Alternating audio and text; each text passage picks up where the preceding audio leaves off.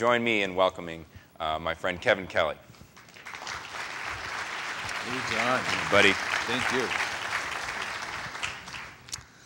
Thank you. I appreciate this opportunity to think big. I think my role here is to kind of give you a very impressionistic view of what I think we're all headed towards. And where I'd like to start off with is a single number. That number is the number of days since Tim Berners-Lee made the first web page till now. So 6,527, all the things that we see here on the web, everything has happened in these 6,500 days. And so there's that's sort of an impossible thing, an impossible achievement. We were talking about money in the last session. There's not enough money in the world 6,000 days ago to accomplish all the things that have happened already. So the question is this is sort of an impossible achievement, like many of the other things that we see these days, like Wikipedia, which is impossible in theory, but only possible in practice. The web is also the same kind of a deal. And so 6,000 days ago, if you asked what the web was going to be like, and we were there, we were reporting on it, everyone said, well, it's going to be like TV, only better, TV that works. And in fact, it was not anything like TV.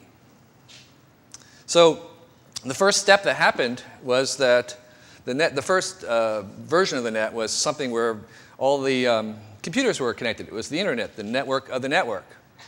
So we had people linking data. And that was all it was in the original internet, just linking bits of computers, one computer to another. You were sharing packets, and people were a little concerned about sharing stuff. Well, the second phase of what we're talking about was the web. The web came along, and you were basically linking pages instead of linking computers. And people were actually at first very concerned about linking documents, about sharing documents, because it was their document. It was copyright issues. There were things that seemed not quite right about if I spent a lot of money to make this document, I'm going to put it up, and I'm going to share it for free. There was a concern about sharing documents. But people got over it, and the web came about. One of the things that happened was, they would have like an airline reservation page would link you to that reservation page, and you would be able to interact with the airline through the reservation page, through the document. So the document and the page was the unit in which the web revolved around. Well, sharing links, that was what it was about. You had links that you shared, and that was what the web was made out of. So I'm suggesting that where we're headed to right now, the next phase, you can call it Web 2.0 or you can call it Web 10.0, going further, is linking data. Okay, rather than computers, rather than pages, that where we're headed towards is this era where we're linking data. And so before we had the page, but now we're actually going to link to the information within the page, which will be basically in kind of a database. And that linking of the data is what it's all about. So we're going much finer resolution down to the elemental units of information, which is a triple, a noun, verb, and object. And instead of going into the web page, actually, for instance, my flight, I would be able to go into the information about my airline flight itself, rather than say just the page. Or take my city of Pacifica, where I live. If there's a document that mentions Pacifica, right now it doesn't know that it's the town that I live in. It just knows that's just another word on the flat page. But what the web that we're going into, the semantic web, is where it's aware that that term is actually a town. So it knows that it's a town. The web knows and can read the web itself. So it's aware that anytime that word comes up in that sentence, it's actually a place that has other attributes. So we can think of this, what we're making basically is a worldwide database. or the data web, or the semantic web, or Web 3.0, or Web 10.0, or Web whatever. This is where we're headed towards. So we're actually going to unstructure the information down to the elemental units and then restructure it. And that's what it's about. The unstructuring is to take it out of the structure of language and put it into something that machines can read. So the first step is actually destructuring it, taking it out of language, putting it into something that machines can read, and then restructuring it in many ways. So the important part is that we've gone from sharing computers to sharing links, and now we're going to share data, and sharing data feels very, very intimate. It feels kind of like, I have data, I don't know if I can share it. I mean, it's much closer to us than anything else, but we're going to get into the era where we have to actually share data, share the fundamental elements of whatever it is that we're making. So again, rather than pointing to the front page of the airline page, right now this new web will point to my seat and the information that I have about my flight down to all its elemental units. And I think, in fact, what we're making is that everything, every object that we manufacture, every object that we make will have a little sliver of information in it, a little sliver of intelligence, maybe only as smart as an ant, but that's enough. And so, look, everything becomes part of this web. Anything that can carry an electrical charge will be part of this web.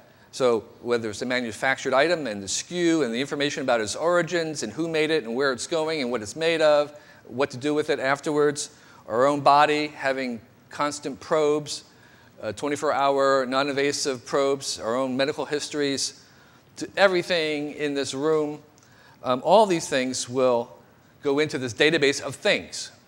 So it's basically the entire world and everything in it. We have kind of like it becomes into this database where it's reduced to this elemental information, which is then linked and shared and restructured in a way that was not possible before.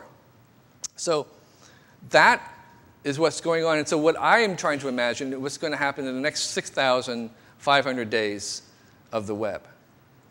Because if all this stuff that we've seen, every possible map of the world, telephone number, stock quote, Wikipedia, I mean, the list goes on and on. All this stuff has happened in only 6,500 days. What will the next 6,500 days bring us? And the first thing I want to say about it is not going to be the web only better. We thought that the first version was going to be TV and better. This is not the web only better. This is going to be as different from the web as the web was from TV. Okay? It's not Web 2.0 in a certain sense. It will go beyond that to be something that doesn't even resemble the web as much as web does not resemble TV, only better. So we have all these devices. We think they're all separate. But in fact, all these handhelds and all these monitors and all these different instruments in the world are basically all screens looking into the same one machine. There is only one large machine. It's all the internet and all the computers in the world connected. If something is on the web or online, it is part of this machine. And we have basically one large machine with several gazillion transistors, several gazillion CPUs, that has an incredible bandwidth, that has several exabytes of storage, and it's all one large thing. The web is its OS, and it's the ultra mega cloud. There are lots of little clouds, and then there's this large cloud, and we're moving everything onto this machine. And eventually, the web will own every bit that's produced. In other words, if you're producing some information and it's not webized, it's not some way online and related and shared to everything else, it doesn't count. So it has to be part, it has to speak this vocabulary. And I almost think of it kind of like as if the web was a black hole that's sucking up everything into it, and bringing it onto this one machine, into this one OS, the web, the platform, of which all information will flow through. And when I say all, again, I really mean all, that literally everything in our lives will be part of this, will carry some information that will be speak the protocols that will be accessible in some ways, and will be processed and structured. And that's beginning to happen already. One of the things one of the consequences of this is that we have a single intermedia. Just like the network of networks, we have the media of media, where the laws of the media are sort of ruling both newspapers and print and video and music and movies. They're all beginning to obey the same kind of laws because they're basically running on the same machine. The same. If I show you a screen, a blank screen, you can't tell me whether that's going to show a movie, the web, a game, or TV. It doesn't matter. We have a single, basically, intermedia platform. And, as we've discovered recently, that's the stock crash, and all the different markets around the world happening basically in concert. So there is a global sense to this thing, this machine that we have. It's as if there's one financial market. It's as if there's one machine. So several things happening in the next 6,000 days. We're moving to the cloud. We're moving to this machine that we all share. We're moving to database. We're moving everything into the database. And we're continuing the move to sharing. So you can think of it this way, that right now, if we're in Web 2.0 right now, that there is a sense in which all applications and all work is sort of moving up into the cloud. We're moving we're depositing our information on the cloud. We're processing our work on the cloud.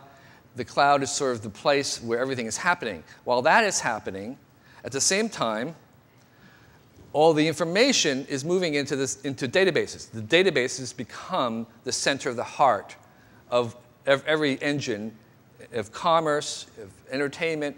It's all going to be running on these databases below the level of the application. If it's not in the database, it can't be shared. If it can't be shared, it doesn't count.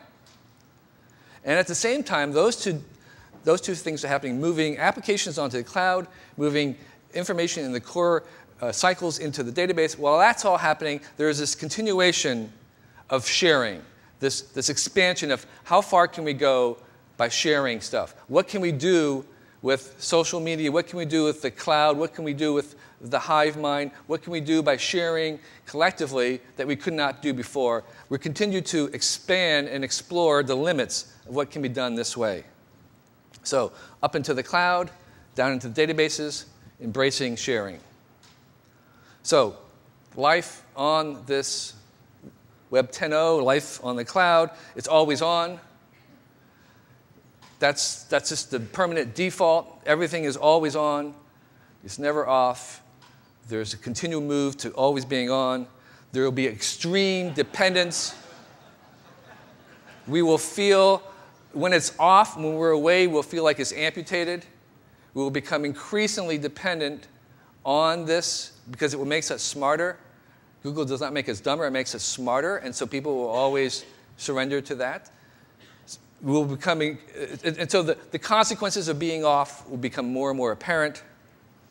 We have an extended self. McLuhan talked about the fact that the wheel was an extension of the leg, and the computer extension of the brain. Well, now we're having an extension of ourselves, our identity. Where do we begin? Where do we end? If all my stuff is online, if I have to do everything there, where do I end and where do I start? So we have identity crisis. Who am I? What are humans? That continues to the extended self. And I think something that it's very hard to talk about, but we have this social web stuff gives us a new feeling and appreciation for the value of the collective. And we have an interesting moment where we have technology that allows the human individual to be expressed in the great degree and the collective group to be optimized both at the same time. And don't have the language for that. Socialism causes all kinds of bad cultural baggage, but we need to have new vocabulary, but that's what's happening. And then, of course, the legal conflicts will not stop just because of the global web coming. We'll have to fight about these things. So the first lesson that I want to take away from here is that what we've learned about the first version of the web is you have to get better at believing in the impossible. It was impossible what's happened in only 6,000 days. If what I'm talking about sounds impossible, you have to believe it because that's what we've learned. Thank you for your attention, and I appreciate the opportunity to be here.